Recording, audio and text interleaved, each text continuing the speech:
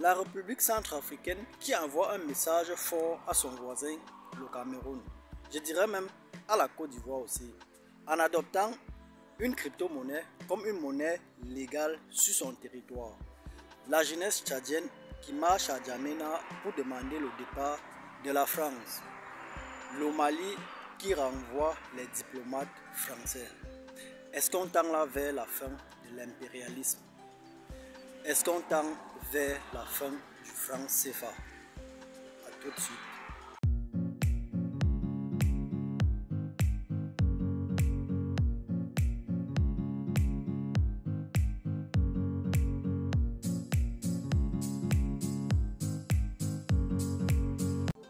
Salut, j'espère que tu vas bien. Moi c'est Vitris Tafokam. Ici on parle de ton développement et celui de ton peuple.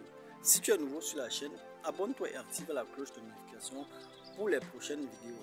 Comme je disais à l'introduction, l'actualité africaine donne la joie au cœur, surtout aux adeptes, aux combattants du franc CFA. Comme je disais à l'introduction, la Centrafrique vient d'adopter une crypto-monnaie comme une monnaie légale sur son territoire. D'ailleurs, ce projet a été soutenu à 100% par les parlementaires centrafricains. Après avoir tourné le dos à la France en ce qui concerne les accords militaires, ce pays vient de marquer encore un grand pas. Et comme je disais, un message très fort à mon pays, le Cameroun, et à la Côte d'Ivoire. Je vais revenir un peu après pourquoi je cite ces deux pays. Comme je disais, c'est un message très fort pour les combattants du franc CFA parce que c'est un premier pas et c'est une très bonne nouvelle. C'est un point de plus. Je me réjouis d'ailleurs pourquoi? Parce que c'est par là que le changement viendra.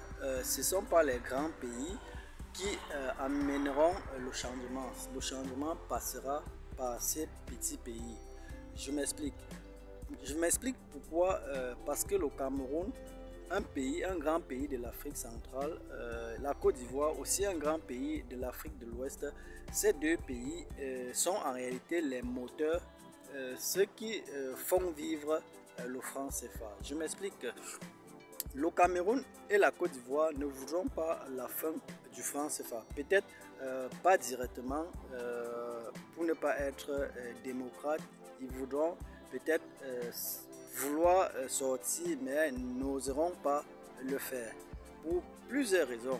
La première raison, c'est que ces deux pays sont dirigés par les étrangers. Ils sont européens, américains, canadiens. Et quand je parle ici dirigés, je ne fais pas allusion à la politique, je parle ici de toutes ces mains qui dirigent, que ce soit les chefs d'entreprise, que ce soit je ne sais pas quoi, les cadres dans des sociétés, ils sont tous étrangers. Pourquoi est-ce qu'on en arrive là? Déjà parce que c'est haut gradé ou bien c'est haut cadre des entreprises ou bien ces politiciens, ces décideurs ont fréquenté, ont étudié en Europe ou en Amérique. Et ou bien du moins fréquente l'Europe, l'Amérique ou le Canada. Et on n'a pas besoin de chercher à midi, de midi à 14h pour savoir pourquoi ils sont tous étrangers. La plupart des jeunes, 98% des jeunes africains qui arrivent en Europe ou aux États-Unis ou au Canada ont pour seule mission, ont pour premier combat que la recherche du passeport dans ces pays. Tu vois, quand un jeune arrive, sa première mission, dans la plupart des temps, c'est avoir le passeport français, allemand, canadien, américain. Et c'est par là que les choses commencent. Bref, à ce moment, il se réjouit d'avoir eu le passeport de ces pays.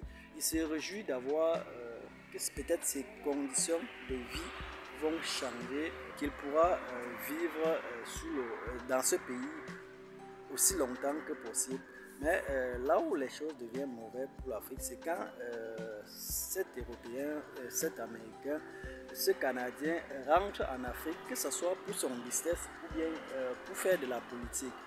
Voilà, il est coincé, bon, du moins il n'est pas coincé puisqu'il est toujours satisfait, il est toujours content du fait que si les choses marchent mal en Afrique, il pourra revenir en Europe ou en Amérique ou au Canada.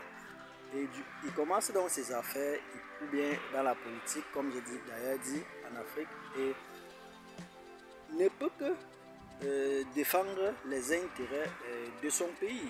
Il tient peut-être son pays d'origine à cœur, mais ne peut pas faire certaines choses qui vont énerver le maître, qui vont énerver ce pays-là.